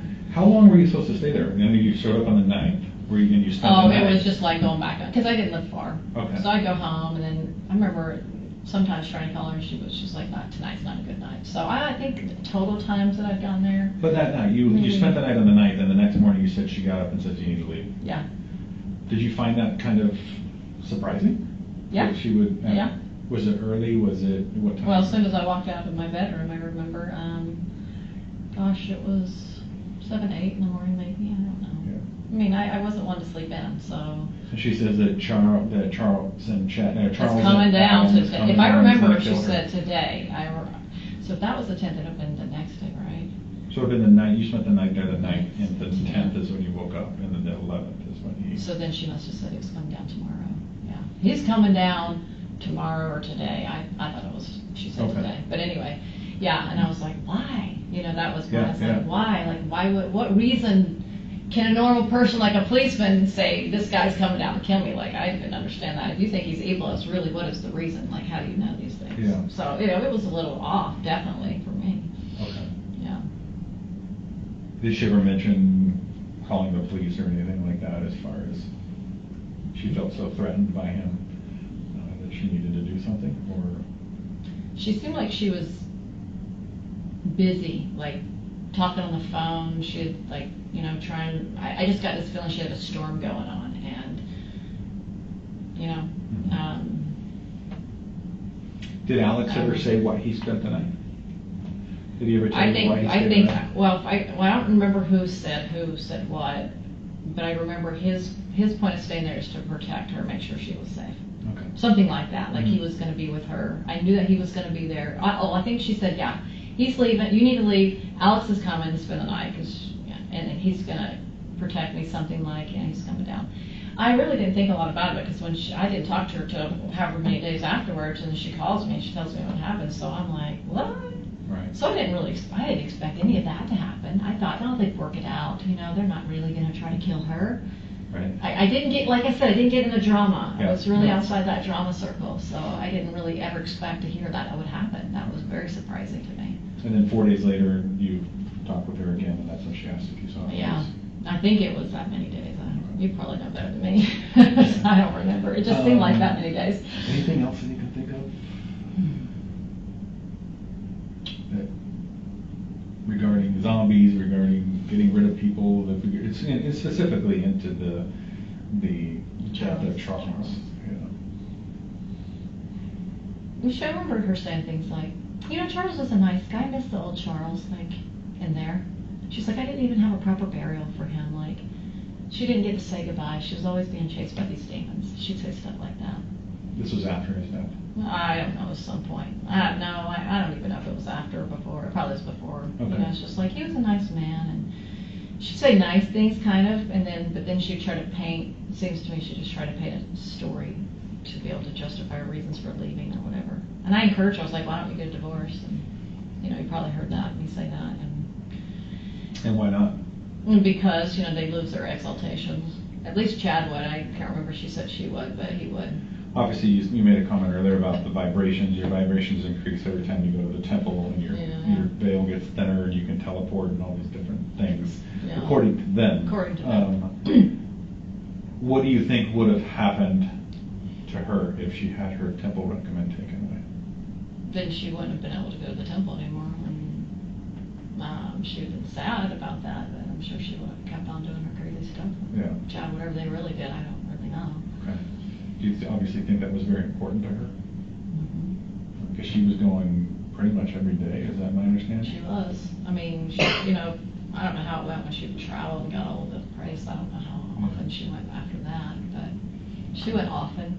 Yeah. It was in the beginning before she met Chad. It was like an everyday thing. I think after she got Chad, I think it started lessening up sometimes, but it was definitely on her priority list. Even when she went to Hawaii, she would fly over to the main island to go to the temple there.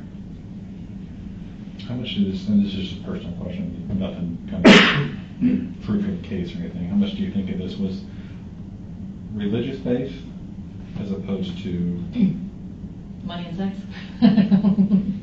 Absolutely. So those are some good questions. I think in the beginning it was religious. Okay, I think that their lofty ideas of who they thought they were and their gifts, and manipulations by the dark side too, because I know that things can be manipulated to think things are light when they're not. Okay, I know that's real. But I think when they met, it was kind of like they were like, oh, I know this, you know all this, kind of like, let me show you what I know kind of feeling. Okay. And then it got into the sex. And I think sex was the driving force behind the new theories he came up with, new doctrine that he came up with. I think that sex, and a lot of people say it's money. I think the convenience of having the money was there so they could be together and do all their sexual things personally. I don't know how much, I think they just thought the idea of probably the money was there just so that they didn't have to work maybe, but I don't know. So in the beginning, I think it was religious. Okay. I do. And I just think it just, and I think this is really what I think. I thought a lot about this, as you can imagine. I didn't know she was a manipulator because I just met her. So I didn't, and I'd never been around manipulation before. That is a new concept to me. Okay. I've never seen that. I don't know how to do it myself. I don't get it. I don't get how it works. So when she was manipulating, then what's the other word? Lying or deceiving, manipulating. It was just something I wasn't aware of, or it was foreign to me. And so, anyway, as I came to understand, looking back like just a few times, I would think she would lie, like when she did the police thing, and then remember, this is a white lie, but little lies are a big deal to me. You do a little bit, you do a big to me. She'd say, oh, Melanie was going to come over, I told her if it wasn't feeling well. And I'm like, but you are feeling well. Like, to me, I wouldn't make that up. Right. That's not my personality, to say, pretend to somebody I'm doing something when I'm not. That, to me, you should always just say how you feel. Anyway, so I thought, that's weird. Why was she, if she's such a great person, why would she make up a little lie like that? Yeah. So that's the only time I can remember any lies. I'm sure there was tons of them going on, but I didn't know it. I was like, no way she would make stuff up. She's too good of a person, because she was just so sweet and loving and kind in the beginning. I'm like, there's no way she's making this stuff up. But anyway, so I think this is what is interesting to me now, looking back. Because of her manipulate and deception, she would find somebody that could manipulate, like he was manipulating, deceiving too. He tricked her, she tricked him. They tricked each other so well that they were their equal opposite evil match for each other. Right. Like they got exactly what they put out. You know, what you put out comes back to you. I think that's what they did for each other. And I think that's why they got in a mess, because if he would have done it with me or anybody else, would have been like, I'm not manipulating that, this is not going to work on me. But because she was that way too, I think that's why it worked. In the time that you've known Chad, have you known him to be in any other extramarital relationships other than? I know his didn't feel like there was anything like that. I did going hear a on. report on that she had claimed that something happened, but I don't know. I don't know that that's true. Okay. I would not know that. Okay. I didn't. It sounded like that wasn't true when I heard it. I was like, Okay. yeah. So it didn't sound like something I would necessarily put him with. So. Okay.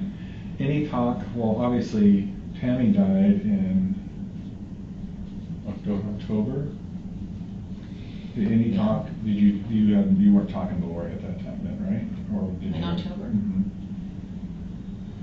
Not very much. Okay. Did she ever mention anything to you about Tammy's death? Yeah. Oh, I talked to the Attorney General all about Tammy. Okay. So that's all with them. Okay, perfect. I'll let them handle that. 4 hours. Okay. No. Very nice people. Yes.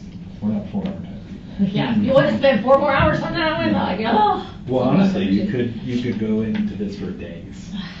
It hurts. It does. Like afterwards, you're kind of jangled. You're like, I knew these people. Like this is so, and everybody knows about me in the whole world. Yeah. I don't want everybody to know about me. Yeah. You know, I'm like, oh. I work on it for a day and I'm jangled for a week. So it's. You can imagine what I've gone through. I know. It has been a living hell, but I don't I'm wanna stronger. imagine really. Yeah. No, I'm very stronger because of it. Yeah. And there's many things I'm grateful that happened to me Mhm. and not somebody else, Right. because I got to experience something at a very high level that was deception. Mhm. That if I could consider my armor, Yeah. I had a weak link in this deception area. And now it's fortified. And now I know a lot more about deception. I'm grateful for that knowledge. I'm not grateful for what happened. I'm horrified that people died because of these crazies. Yeah. When somebody like Chad comes along and he seems so humble and sweet and kind, it's like, he looks like a typical Idaho boy, you know? You don't think that they're lying to you, because I don't get the lying, the deceiving. I don't understand that. And so I just thought he was who he was. And so I have really started to see the flags of deception now, like little things along the way. We're talking to God all the time. We're getting all these answers all the time. No, God does not work like that. Yeah. He doesn't tell you what to do. Every time you wake up, he gives you a list of things to do. And I thought, wow, they have better skills than me, because I don't really hear from God like that. You know, I was like, wow, he sees visions all the time. He's got it, and I don't even think he has visions. I think he's making all this stuff up. But I did, in that first interview I was talking about it, I looked back and I'm like, I don't think I was accurate anymore. I think that I have come to observe more and realize, like, because, you know, I've become friends with a lot of people, and was a really neat person I got to visit with. And she, you know, he wrote a book for her about her dreams and mostly about her near-death experience. When she was sharing that with him, he didn't disclose his. That's like if you and I were talking and I said, look, you tell me all about your near-death experience. I'm like, I'm going to tell you about mine. Right. He didn't do that. Didn't do it. And so she's like, I think he took stuff from her and Julie and other people. I think he just kind of story writer. Interesting. And then he knew the scriptures. I believe he knew them really well. Oh, absolutely. And I think he just used that. He did one. He was on a mission, right? I thought they had his partners. Yeah, he was on some mission. news stories with. Yeah, he was a missionary. Yeah, but I just think that he was really good at conning people, and I think he was good. I think he was a good writer as far as pretending and making. He said it was fiction, but he was taking other people's stuff and making it sound like he would say in the backdrop, you know, to his friends or people like me or Lori, like, well, you know, these are things I really saw, but I make it like a fiction. Yeah. So that would be his safeguard, I think, is saying, this is fiction, I didn't say this is real. That would be his safety net. Back to the armor, you mentioned armor, and I've heard that term. It was in the my scripture. lifetime. It's scriptural, Yeah, yeah. your armor of God, yeah. Yeah. Did you ever reach out to Chad about maybe somebody you feeling vulnerable or needing a blessing or anything like that? Did you ever Yeah, reach maybe that I level? could have. I remember one time when my son was sick, and I said, "Do you think you could give him a blessing?" Okay. Something like that. And he said, "This was interesting. You're gonna, Okay. you'll be interested to hear of this." My son he was sick, and I was ministering to him like I always do essential oils, or I do a lot of healthy things, put cold rags. I was Okay. very involved in helping my kids feel better. I did not do energy work, and because I didn't know how. Anyway, so I was doing my best, as this mom knows how to. Yeah. So he slept through the night, and I was starting to feel better. He woke up, and he started to feel better, and then all of a sudden, the fever comes flying back on. You know that, when your kids do that? So anyway, I thought, I'm just going to see if Chad can help out, because I've heard he could do that to other people. Yeah. I said, "Hey, he's got this fever. Do you think you could, do something to help? Something, I don't know the words I used, probably said a blessing or something like that." I jump in the shower, come out, 10 minutes maybe, and it's completely better. And I'm like, "Hey," he didn't text back, I don't think. I just said, "Hey, feeling better." He goes, "Oh, I extracted this," how do you describe it? Extracted some entity or some dark something from him, something from the virus. Okay. And I was like, "Well, whatever you did, he's better." Yeah. Now, we can push all of the ideas away. What I really think happens, and this is between you and me as a person, not as a police department, is that when you open dark doors, it gives you power to do things that are manipulating, deceiving, which mirrors things that look like they're healings. Yeah. And if you're given that power to put a virus on somebody, right, you could have the power to move that back off. Satan gave you that power to do that. And I think that's just how I did it. Because I know that he did that for other people. I think that was, I don't think I ever asked him to bless me personally, but I can't recall. So a common thing, like I think you mentioned, I did see something else, maybe with a reference to Zulema. I removed this from you, and I've increased your Yeah, that your sounds like armor. something he would say. Okay. Your spiritual armor, which would not be an unusual Christian term to use. Correct. Yeah. Just to ward off any kind of negative or dark spirits or something, Okay. Yeah. So he thought he had this power to do it. And Sulema would say, I remember her saying many times, "I don't know what he did, but all this darkness is off me now. I totally feel better." And so they dialogued more than I did, because she's had all these things that I did not even have. Okay. So they would be on, and that's why I think it was harder for her to come out of this, is because I think that energy work got her sucked in, and I think that she really thought that was from God, and it wasn't. Have you talked to Melanie Boudreau since? Or did I ask you that? No, you didn't ask me that. So I haven't.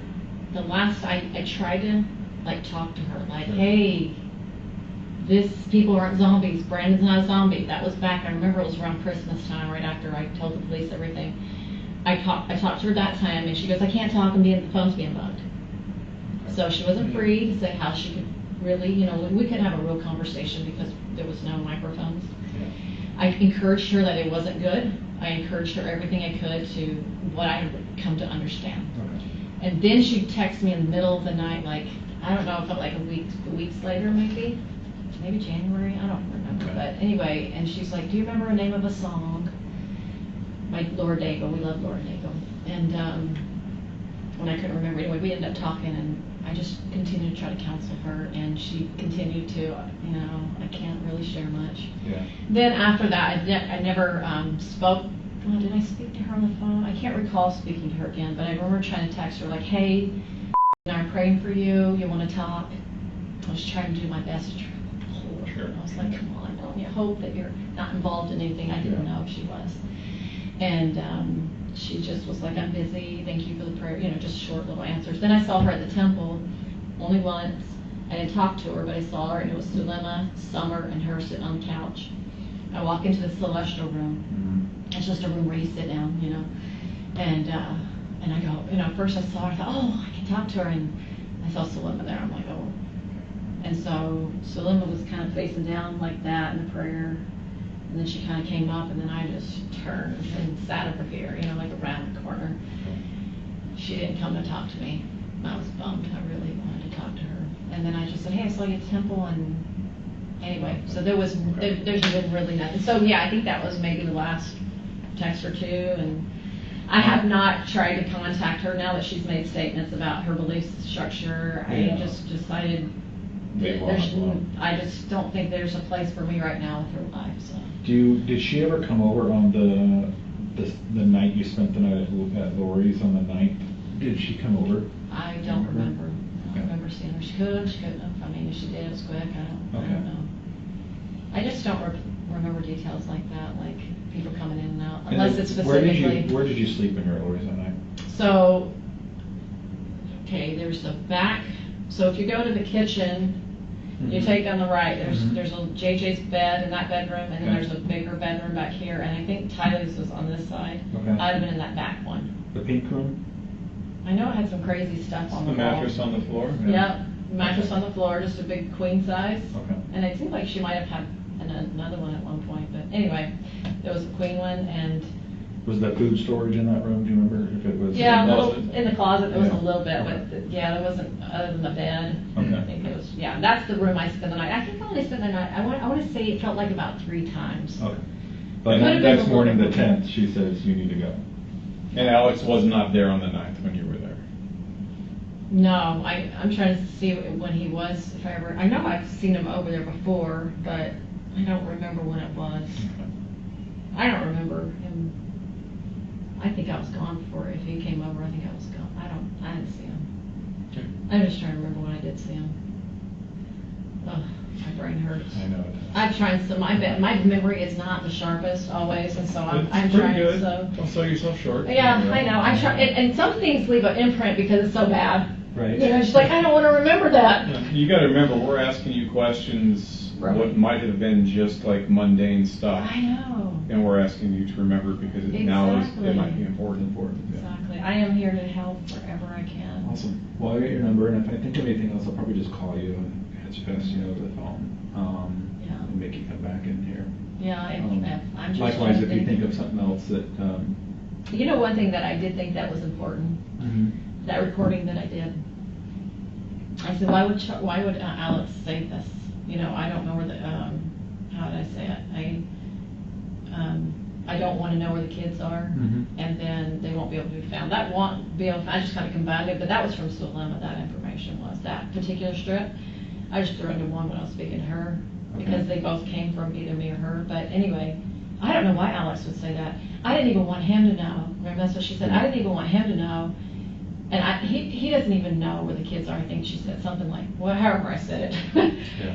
So to me, that says we can't blame Alex. If you're an attorney, she can't put that on Alex when she says we didn't even want Alex to know. So if they're going to try to put the blame on him, Yeah. I think that part of the recording is helpful. Okay. Would you agree? And in regards to the kids. Yeah. Yeah. I think it could be helpful to be used against her, personally. Yeah. There's a lot. I know there's a lot of evidence. I know that we have not rolled out the rug yet because you guys know so much more than I do, even though I know the weirder kind of the definitions to what you're reading about. You help us to corroborate the You weirdness. have the Rosetta Stone for us. Yeah, well, someday the police and I are all going to get together and have powwow. It's all good and fun.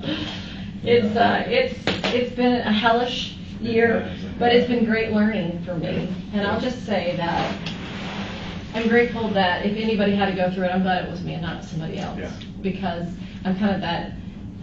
The reason why I was involved, I would say, is because I am very trusting. That's my weakness. Well, I've come across a couple people like that. Yeah, just so trusting. That are just trusting, and I Yeah. hate to use the word naive. But there's some gullibility there with trusting Yeah, too much. absolutely. You And, don't have a tough skin in that area yet. One lady that I've spoken with was like, I trust everybody. I'm a huggy person. I trust everybody. There's good in everybody. And there is good in everybody. Well, especially when you're dealing with religion. Yeah. If you're talking at a level of religion and Christianity, you do have that trust. And to me, there's really no difference in, look at some of the scandals involving, priests, bishops, yeah. anybody in that high level of authority. You can be manipulated. Absolutely. One of the definitions that I read in the Bible dictionary I thought was fascinating. It was under the title devil. And it said, because I'm researching a lot of stuff right now. It's been very interesting. My own little research going on. And it says, one of Satan's greatest tricks is to convince, I don't know if that's the right word, people that they are following God when they're not. And you think about all the other religions, and I'll just say in general people, how many people have killed people in the name of religion? Gone in and raped people, villages, right, in the name of God. Wars That is one over religion. You what? Yeah, wars are fought over religion. So this is just a version of thinking they're these great people, and they still do because they're not remorseful yet at all. They're still in this cloud, and I'm hoping that that bubble is going to pop one day, and I never want to speak to them until that bubble pops and go, "Look, do you know how much he deceived you? You killed your kids, girl." Or he killed them, or Alex killed them, or something, but she's involved. I feel like all three of them were involved. And I'm just, you needed some serious prayers, girl. You need some help. Like, it's going to be a rude awakening. You that hope. day. You hope she gets that before she dies hope. someday. You Yes. hope that she You gets hope. to that point. I'm hoping Yeah. that she will have that before she passes on. You're really tall, but your sister's pretty tall. Yeah. Just take